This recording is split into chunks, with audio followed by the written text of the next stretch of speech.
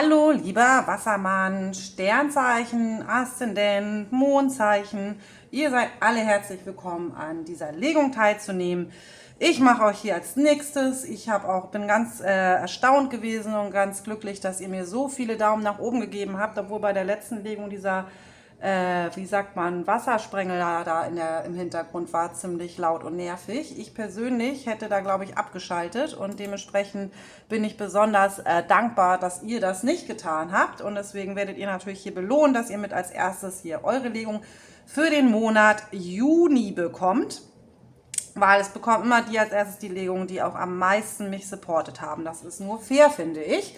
Und wir fangen an, indem wir einmal reingucken, welche Magie der Göttinnenkarte hier als erstes auftaucht für den Juni für dich als Hauptkarte, Orakelkarte für den Monat Juni.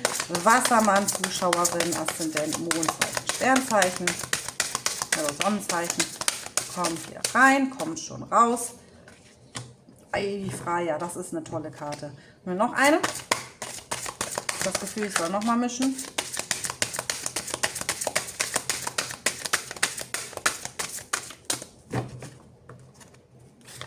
Eine geklopft und kam nicht raus. Habt ihr das gesehen?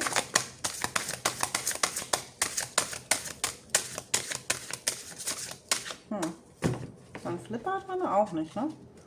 Oh, dann noch einmal und sonst doch nicht. Für meinen Wassermann. Okay, also wir reden über Freya. Die Sonne hier sozusagen symbolisiert auch die Göttin der Sonne. Es gibt ja nicht wirklich eine Sonnengöttin, immer Mondgöttin, Sonnengott. Aber wir haben sie hier als Sonne. Warum? Weil sie hieß auch die goldene. Die goldene Göttin war sie. Und das ist eine keltische Göttin. Und bei der Mythologie um die Göttin Freya wird auch oft gleichgesetzt mit der anderen Göttin namens, ja gut, jetzt fällt mir der Name nicht ein, das ist natürlich ganz toll. Fein.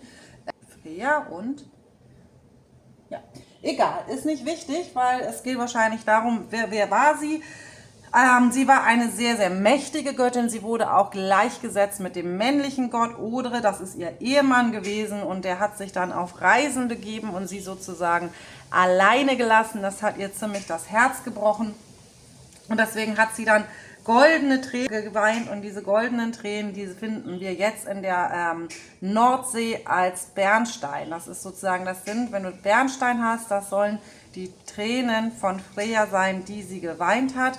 Aber sie hat sich dann sozusagen wieder gesammelt und sich in ihre eigene Kraft begeben und hat wieder den Spaß am Leben gefunden und den Spaß an sich selbst auch und in ihrer, und hat auch eingesehen, dass sie sozusagen ihr eigenes Leben führen kann, mit oder ohne den Mann ihres Lebens.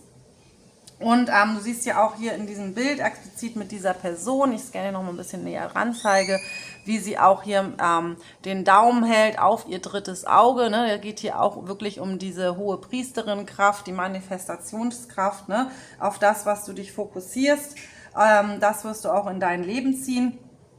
Und dass du dich eben auf die positiven Dinge fokussieren darfst und nicht auf die negativen, diese Sonnenkraft, ne, das kommt auch, du wirst durchaus wahrgenommen, auch als etwas Goldenes, als etwas Besonderes, auch von deiner Umwelt, weil du einfach was Besonderes bist und du darfst dir deswegen auch in diese Energie gehen von, ich bin etwas Besonderes und ich verdiene nur das Beste.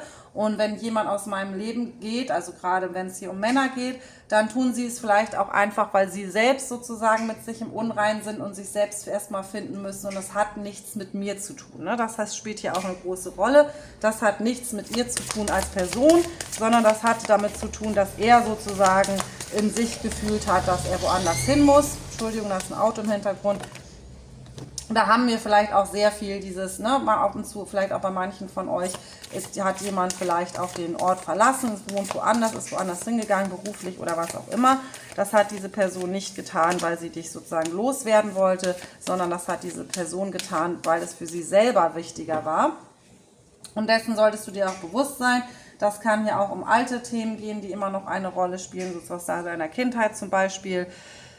Dein Vater zum Beispiel, falls der dich verlassen hat, um woanders hinzugehen, dann war das vielleicht egoistisch, aber es hatte mit Sicherheit nichts mit dir als Person zu tun.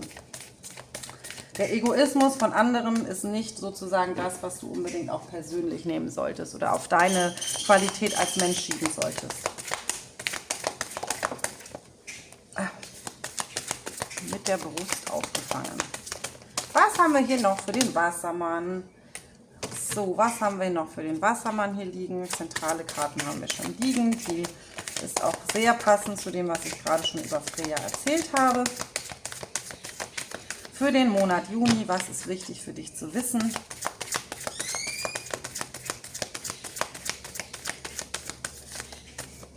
So, das war es erstmal. Vielleicht kommt noch was dazu. Kriege ich so rein, aber ich nehme es erstmal. Nee, ich nehme es noch mal. Okay. Mir die Karten hier. Ups, da sind sie auf Freya drauf. Die 7 der Schwerter. Und die Karten wir vorhin auch schon mit drin. Und die auch, falls du Zwilling auch in deiner Legung hast, darfst du dir auch gerne nochmal den Zwilling angucken. Ich sehe hier gedoppelte Karten, die rausgefallen sind, deswegen sage ich es. So, wir haben die 4 der Stäbe hier liegen als die Karte, die, die zentral gefallen ist. Und die passt deswegen, und weil die aber hier raufgefallen ist auf die Freya, holen wir die auch mal dazu.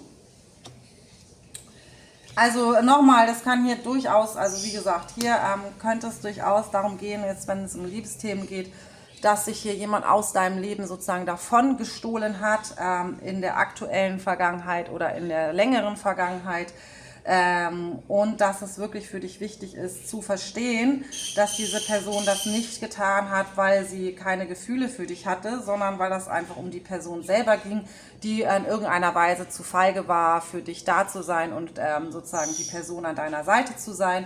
Ob das jetzt lange in deiner Vergangenheit ist und es hier sozusagen um Vaterthemen geht oder selbst wenn es so ist, dann ist es sehr wahrscheinlich, dass sich das in deiner späteren Zukunft, mit deiner späteren Vergangenheit auch nochmal so wiederholt hat, weil das ist natürlich etwas, was wir oft erleben, wir ja Dinge nochmal wieder, die wir in unserer Kindheit erlebt haben, und hier ist es wirklich sehr, sehr wichtig für dich selbst zu erkennen, dass das die Feigheit der anderen Person war und nicht du. Ne? Wir haben hier, ups, mein Hundi verscheucht Vögelchen im Garten.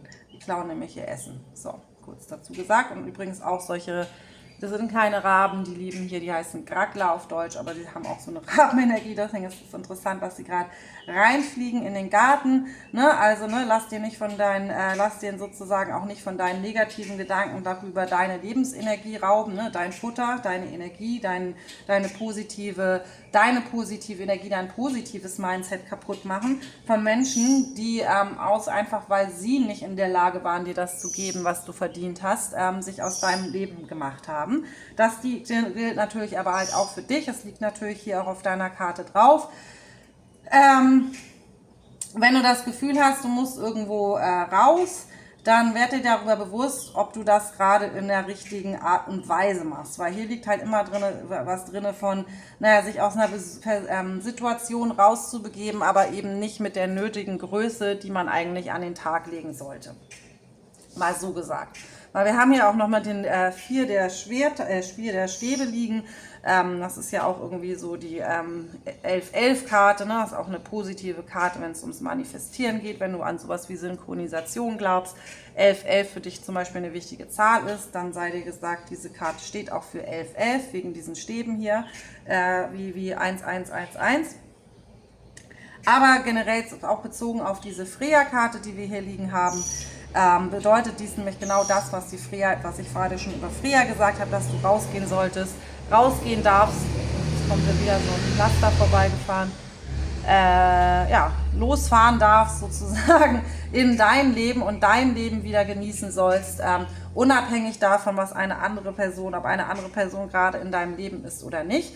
Das hat nicht die Möglichkeit, das sollte für dich jetzt erstmal sozusagen nicht deine persönlichen Freiheit, deine persönliche Lebensfreude beeinträchtigen. Und hier ist wirklich eine Aufforderung, dass du auch wieder rausgehen darfst und das Leben genießen darfst. Sie haben hier sehr viele Stäbe liegen. Stäbe sind auch immer Handlungskarten.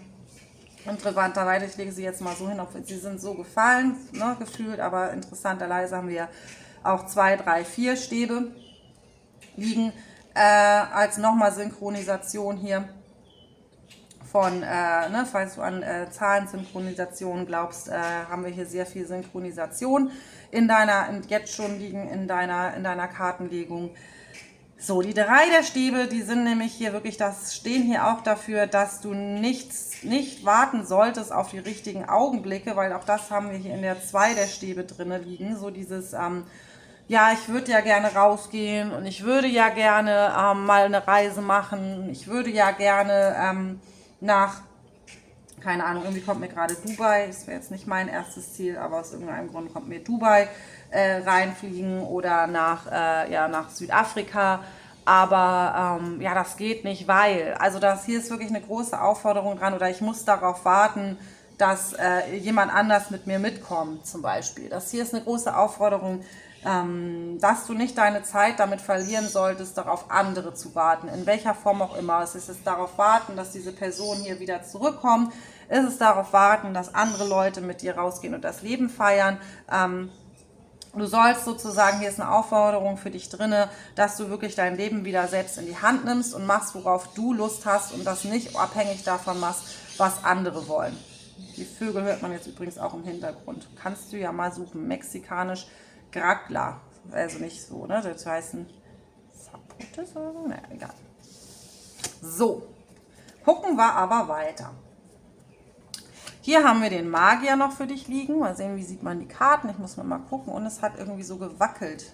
Ich muss aber passen, dass ich den Tisch nicht zu sehr berühre, habe ich gemerkt. Weil sonst wackelt. Ich habe es jetzt irgendwie anders gemacht. Das sieht man mehr, aber dafür muss ich auch aufpassen, dass der Tisch nicht anfängt zu wackeln. Also hier geht es wirklich auch nochmal um... mit dem Magier geht es natürlich um neue Anfänge in dein Leben ziehen. Du wirst dann andere Sachen erleben, andere Sachen in dein Leben ziehen, nicht nur mit Kraft deiner Energie, sondern auch hier ist so eine, wie gesagt, so ein Handeln drin, ne?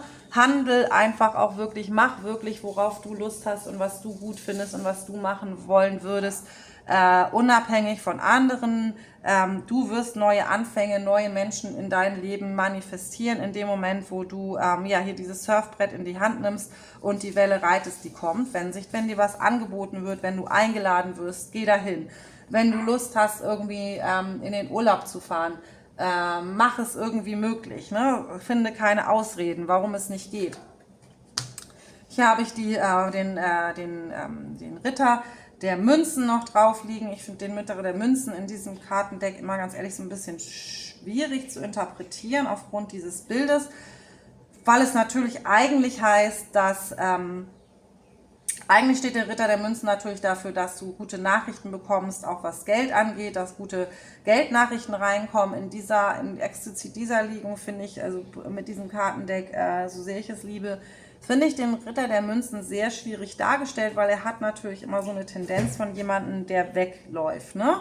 Also hier nochmal die Tendenz vielleicht auch, dass jemand gegangen ist aus deinem Leben irgendwo anders hin, weil ihm für dich vermeintlich Geld wichtiger war als Liebe oder Erfolg wichtiger war. Vielleicht geht es hier auch darum, für die durchaus jemanden in ihrem Leben haben, dass diese Person sozusagen sich nur für ihren Job interessiert und nicht für dich. Ne? Du würdest sozusagen gerne mit dieser Person wegfahren, aber diese Person sagt, nein, sie muss Geld verdienen.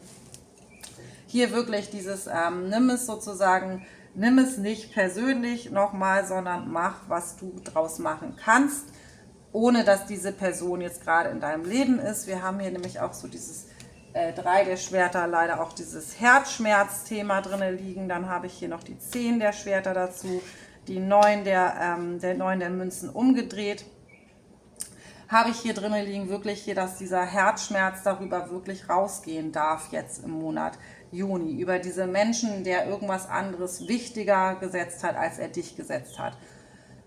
Vermutlich Sachen bezüglich Erfolg, Geld, alles was das angeht.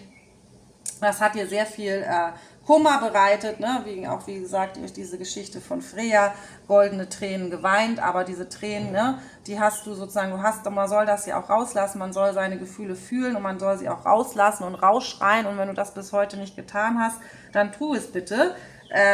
schrei dem einmal hinterher, lass es einmal raus, dass es sich nicht sozusagen in dir festsetzt und dann lass es wirklich hinter dir. Sieh nach vorne, sieh in deine Zukunft, du bist sozusagen jetzt in einer Phase, in der du dich wieder wirklich mit deiner Lebensfreude verbinden kannst und dieses ganze Liebeskummer-Thema hinter dir lassen darfst.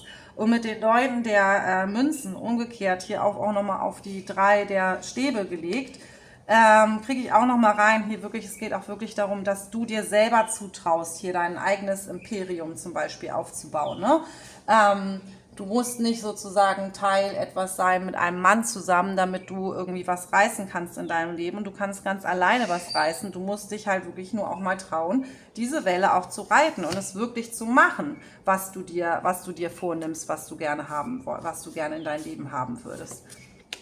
Weil hier haben wir dann dieses 6 der Münzen, Give and Take, ne, die Karte, du bekommst sozusagen, was du gibst. Und aber auch kriege ich jetzt ganz so rein, auch aufpassen, ne? Guck, was du von anderen Menschen bekommst, weil man darf sich durchaus mal die Frage stellen, was bekomme ich denn von dir zurück? Also wenn du Menschen in dein Leben hast, hier auch irgendwie in deinem Freundeskreis, Frauen oder was auch immer, die immer wollen, dass du da bist und ihnen hilfst, und dich mitten in der Nacht anrufen und du bist die Freundin, die da ist und zuhört. Aber andererseits, wenn du sozusagen mitten in der Nacht anrufst und sagst, ey, ich komme da, ne, irgendwie plötzlich tut mir das wieder total weh, was da in der Vergangenheit war mit diesen Menschen oder was da passiert ist oder dass der irgendwie sich nur scheinbar nur um für seinen Geldbeutel interessiert. Und die Freundin sagt, du, ich muss morgen früh arbeiten, können wir doch über wann anders liegen, klick. Und du hast das Gefühl, du bekommst von anderen nicht das zurück, was du gibst, dann ist hier natürlich auch die Aufforderung, dass du deinen eigenen Wert anerkennst und auch mal Grenzen setzt und sagst dann eben nicht. Weil das ist sozusagen das, was dir dann das bringt, auch was dieses Männerthema angeht, Menschen in dein Leben bringen wird, die dir dasselbe geben, was du auch gibst. Ne? Du kannst nicht immer anderen immer mehr geben und dich dann wundern, dass von denen nichts zurückkommt, wenn du ihnen erlaubst, nichts zurückzugeben, weil das für dich immer irgendwie okay ist, dass sie sich irgendwie davon schleichen oder dass es okay für dich ist, dass du anderen immer Geld leihst, aber niemand sozusagen lädt dich dann mal zum Essen ein, dann hast du deine Grenzen da auch nicht richtig gesetzt und dann ist es wirklich wichtig, dass du anfängst danach zu gucken, das auch klar zu vermitteln, dass du auch irgendwann was zurückhaben möchtest, weil ansonsten bist du hier diejenige, die leer ausgeht und das ganze Geld ist weg, weil du es immer anderen gegeben hast oder Aufmerksamkeit anderen gegeben hast, die Aufmerksamkeit aber nicht mehr dir selber geben konntest und die anderen auch nicht die Aufmerksamkeit an dich gegeben haben, wenn du sie wirklich brauchst. Weil wir haben hier auch nochmal drin, jetzt habe ich hier den Ritter der Stäbe, ne? Wir haben hier zweimal Ritter auch drin liegen, wie gesagt, das sind eigentlich auch Nachrichten, immer Nachrichtenkarten für Nachrichten, die kommen, das liegt es aber auch umgedreht auf dieser Karte von den 2 ebenfalls Stäben, wirklich die Aufforderung hier an dich, nicht zu Hause zu sitzen und darüber nachzudenken, wie könnte sein, wie wäre es wenn, warum habe ich nicht dies gemacht, warum hat die Person das und das gemacht, sondern hier ist wirklich die Aufforderung, dass du in dein eigenes Feuer wiederfindest und rausgehst in die Welt und auch irgendwie halt hier deine goldene Göttin zeigst und dich nicht sozusagen zu Hause verbarrikadierst. Haben wir auch noch die 10 der Schwerter drin, wie gesagt, sehr viele Stäbe hier drin liegen. Stäbe, wie gesagt, wirklich, komm in deine Handlungskraft, mach Dinge, ne? Setze Dinge um, die du dir vornimmst. Weil hier ist sozusagen mit der 10 der Stäben ist, du wirst dein Ziel erreichen. Du wirst vielleicht Gepäck noch mit dir haben, ob das im Liebesding ist, ne? Das wird dich noch begleiten. Aber es ist trotzdem so, dass du wirklich weiter vorgehen sollst. Ne? Wir haben hier die 10 der Schwerter, wir haben die 10 der Stäbe, wir haben mehrfache Ritter drin liegen. Also wie gesagt, wir haben hier ziemlich viele Synchronizitäten in deiner Kartenlegung schon drin, die wirklich sagen, dass das hier wirklich Zeit ist, dass du einen neuen Lebensabschnitt beginnst. Und in diesem neuen Lebensabschnitt ist es aber auch wichtig, dass du in die Handlung kommst. Auch wenn du dich sozusagen gebremst fühlst, weil du noch irgendwie Gepäck aus der Vergangenheit hast, in welcher Form auch immer. Das soll dich nicht davon abhalten, Dinge zu tun, die du wirklich tun möchtest. Ne? Ob das jetzt finanziell ist oder dass es dich abhält. Ne? Es gibt immer einen Weg, Dinge umzusetzen. Ob das darum geht, dass du dein eigenes Business aufmachen möchtest. Wie kannst du das machen? Was ist der erste Schritt, den du jetzt im Juni dahin gehen kannst? Wenn es ist, wie gesagt, neue Liebe in dein Leben zu ziehen. Du musst dann auch rausgehen. Ne? Also zu Hause vom Fernseher wird dich keiner finden.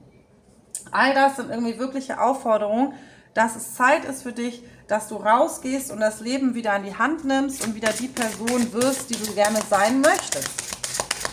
So, und dann gucken wir hier nochmal. Krieg ich noch was von diesen Orakeln. Ja, guck mal, da fallen sie schon. Der Schamane, Trust Higher Forces, genau. Also hier haben wir auch nochmal drinnen liegen, ne? Der Schamane, das ist auch für mich, habt ihr auch wieder so ein bisschen so diese Großvater- Energie, ne, du hast Führung von oben, vielleicht auch wirklich hier von deinem Großvater, wenn er für dich eine Rolle spielte, ne, was würde der dir jetzt raten, wie möchte der dich sehen, ne, wenn du ein liebevolles Verhältnis zu deinem Großvater hattest. Denk mal darüber nach, wie würde der dich jetzt gerne sehen? Sieht der dich gerne zu Hause sitzen und irgendwie dich da traurig darüber zu sein, dass Dinge sich nicht so entwickelt haben, wie du das dir gewünscht hättest? Oder möchte der, dass du rausgehst und an dich glaubst und wieder, möchte der dich lachen sehen? Ich glaube, der möchte dich bestimmt ganz, ganz, ganz viel lachen sehen. Und glaub mir, du bist da wirklich auch beschützt. Und deine Weisheit und auch die Weisheit deiner Ahnen, die lebt in dir und die darfst du auch gerne benutzen, wenn es darum geht, hier Sachen in dein Leben ziehen, Sachen zu machen. Wenn du dich nicht traust, bleib jetzt bei dem Beispiel, weil es so reinkam und wenn es für dich zutreffend ist, dann bitte sag mir, dass du es bist, nach Südafrika zu fahren und du hast zu viel Angst, da könnte irgendwas passieren. Du bist beschützt, ne? Sei dir darüber, sag dir, ich bin beschützt, meine Engel sind mit mir, meine Ahnen sind mit mir, mein Gefühl sagt mir, ich sollte dahin, ich überwinde meine Angst, dass mir da irgendwas irgendwie, weil ich alleine reise, dann schließ dich, wenn du dich sicherer fühlst, schließ dich einer Gruppe an, ne? Buch eine Gruppenreise, wenn du dich dann beschützter fühlst. Aber hier ist wirklich drin, so du solltest darauf vertrauen, dass du auch beschützt bist. Follow the voice of your soul. Yes. Follow the voice of your soul. Was soll ich sagen? Das ist genau das, was ich gerade gesagt habe. Folge der Stimme deiner Seele. Nicht nur deines Herzens, deiner Seele. Das ist deine Intuition. Da kommen dir vielleicht Eingebungen, was du tun könntest. Die kommen nicht von ungefähr, die kommen von deiner Seele. Glaube daran. Ne? Hier haben wir Star Ancestor. Hier auch nochmal so eine Sternensaat-Energie mit drin liegen und halt nochmal so eine männliche Energie. Ne? Also auch durchaus sei dir darüber bewusst, dass von den Sternen schon lange vorbestimmt ist, wer sozusagen der Richtige für dich ist. Aber du musst rausgehen, du kannst, wie gesagt, du findest den nicht vom Fernseher. Hier haben wir auch nochmal Ägypten mit drin liegen, ne? Mit den Pyramiden. Pyramiden sehen zum Beispiel, falls das einer deiner Träume ist. Ne? Hier gibt es auch Pyramiden. Ne? Lass mich wissen, wenn du hier nach Mexiko kommst. Mexiko, Ägypten, keine Ahnung, warum hier Südafrika, Dubai reinkam, all das, wenn das irgendwie zutreffend ist für dich und das irgendwie für dich eine Rolle, Schamanen, Amerika, das ist amerikanisches Urvolk hier, was wir hier sehen, indigen, all das, wenn du sowas gesehen haben möchtest in deinem Leben, hier ist eine Aufforderung drin, go for it. Komischerweise mische ich jetzt nochmal die Karten, okay, fehlte noch was?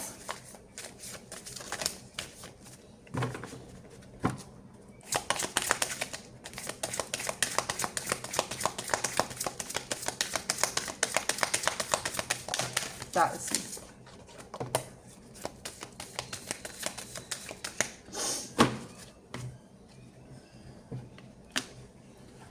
So, da haben wir nochmal die 7 der Münzen und den Teufel liegen.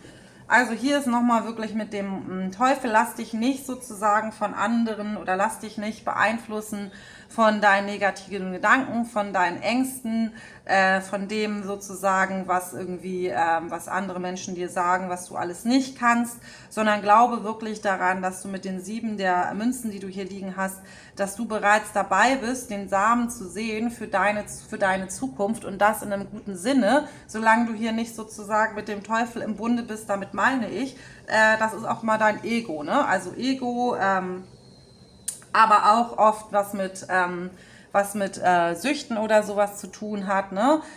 Die uns die uns beeinflussen. Ne? Das muss nicht immer gleich eine Drogensucht sein, das kann auch Kaufen oder was auch immer sein. Das kann sogar Tarot-Readings sein, wenn ich das mal so sagen darf. Ne? Auch Tarot-Readings haben so eine Tendenz dazu, dass Leute irgendwie 30 Tarot-Readings am Tag angucken, in der Hoffnung, dass sie dann irgendwas hören, was sie hören wollen. Sagen wir mal so, je mehr du dir davon anguckst, wenn das zu doll wird sozusagen, dann werden dir auch deine Ahnen, deine Spirits, die Engel, das Universum dir gar nicht mehr die richtigen Nachrichten schicken können, weil dann wirst du zu needy. Ne? Wenn wir zu needy werden, und damit meine ich so nach dem Motto, ich brauche das jetzt aber, ich will das jetzt aber und sag mir bitte das und das will ich jetzt aber nicht hören, dann sagen die auch irgendwann, ja, wenn du nicht hören möchtest, was wir dir sagen, dann habe ich auch keine Lust mehr, dir Nachrichten zu schicken, dann schicke ich dir jetzt wild alles Mögliche hier rein und wenn du das alles nicht mehr zueinander bekommst und das alles nicht mit dir resoniert, ja, dann einfach, weil das sozusagen too much ist. Du verlangst zu viel dann auch von dem Universum oder von deinen Spirits, dass sie dir Nachrichten schicken und die sagen, du, ich schicke dir doch schon die ganze Zeit die Nachricht. Ich schicke dir die Nachricht, dass du hier auf dem richtigen Weg bist, dass du die Samen setzt, aber wenn du dann sozusagen wieder in schlechte Verhaltensweisen mit dir selber fällst und die ganze Zeit nur vom Computer sitzt oder die ganze Zeit, keine Ahnung, lieber irgendwie daheim sitzt und dir selber eine Flasche Wein wegtrinkst, statt dich um das zu kümmern, was dich sozusagen voranbringen wird, ja, dann können wir dir auch nicht mehr helfen, ja. Und wir haben dazu alle die Tendenz, ne? Also bitte versteht mich nicht falsch, das ist 0,0 Vorwurf an euch, sondern im Gegenteil, ist dann ein bisschen Augen öffnen dafür auch, wozu wir alle neigen, nämlich uns lieber wohlzufühlen in unseren eigenen schlechten Verhaltensweisen, die uns aber eigentlich sozusagen im Weg stehen, wie unseren Arsch hochzubekommen und wirklich rauszugehen, weil es fühlt sich ja zu Hause so schön kuschelig an, ne? Und so eine Flasche Wein dazu fühlt sich noch besser an, da schläft man auch viel besser, so überspitzt gesagt. Dazu neigen wir alle, weil das ist unser Ego, das uns versucht zu erzählen, nee, hier bist du sicher, zu Hause bist du sicher, ne? Trink mal noch einen Wein und guck mal noch 30 Tarotkartenlegungen und ne, darin fühlst du dich wohl, das ist alles schön und morgen machen wir wieder dasselbe und übermorgen machen wir auch wieder dasselbe, dann wird sich zwar nichts ändern, auch wenn die Tarot-Tante, die das erzählt, wenn du nicht danach handelst, dann wird auch nichts anderes passieren.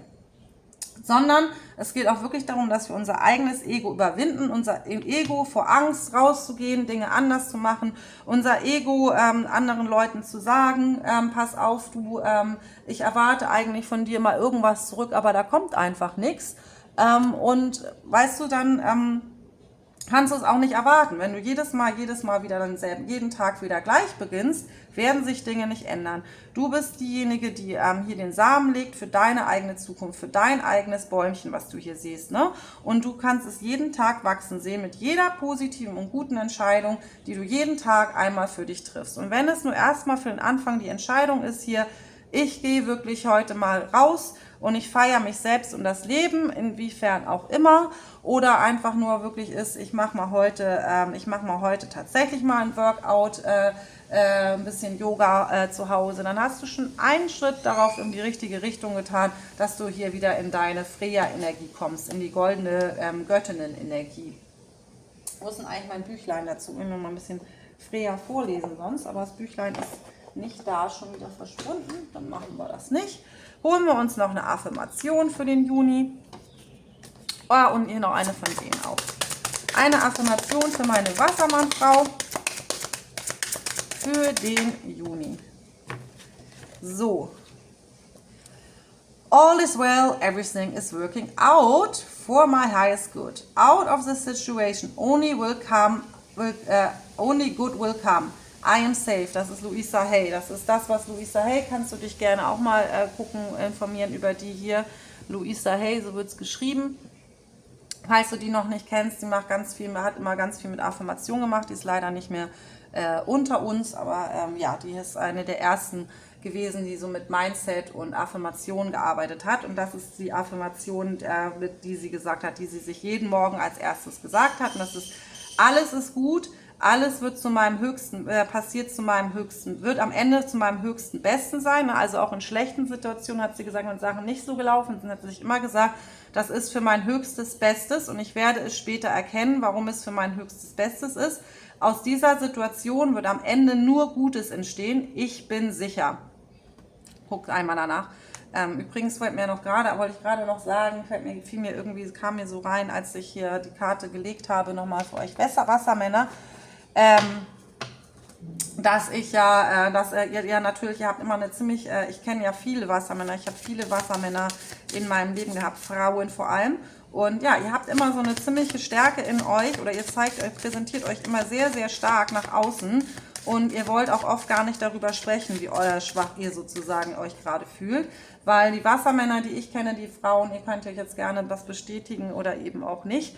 Ihr habt oft immer das Gefühl oder habt immer das Gefühl, wenn ihr euch nicht als stark und powerful, ne, als so Powerfrau repräsentiert, dann seid ihr sozusagen verwundbar. Eigentlich steckt darunter ganz oft, dass man sich gar nicht als verwundbar zeigen möchte.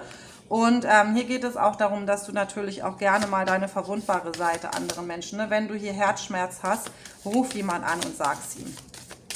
Du musst nicht immer stark sein. Du darfst hier auch mal die goldenen Tränen weinen, so ist es nicht.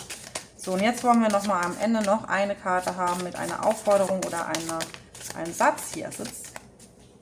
Gut. Hier, deine Aufgabe, was du machen darfst.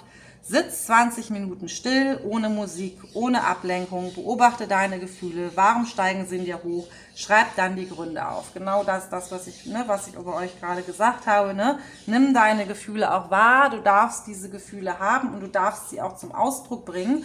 Und wenn du doch nicht so weit bist, sie anderen Menschen gegenüber zum Ausdruck zu bringen, sei selber ehrlich mit dir und deinen Gefühlen, was deine Ängste sind und so. Ne? Ein erwachtes Herz ist wie ein Himmel, der reinstes Licht ausgießt. Ne? Hier nochmal, das passt ja auch zu der Freya nochmal. Ein erwachtes Herz ist wie ein Himmel, der reinstes Licht ausgießt. So viel dazu. Guck mal, da liegt ja noch ein. Achso, das war die wir hier hatten. So viel dazu. Ach, guck mal, ich krieg für eine Sorge nochmal eine Karte für dich am Ende. Also erstmal schon mal, wir machen einmal, kannst du dir eine Karte noch, ein Bildchen hier aussuchen, ein Ding aussuchen. Kannst du noch mal eine Frage stellen.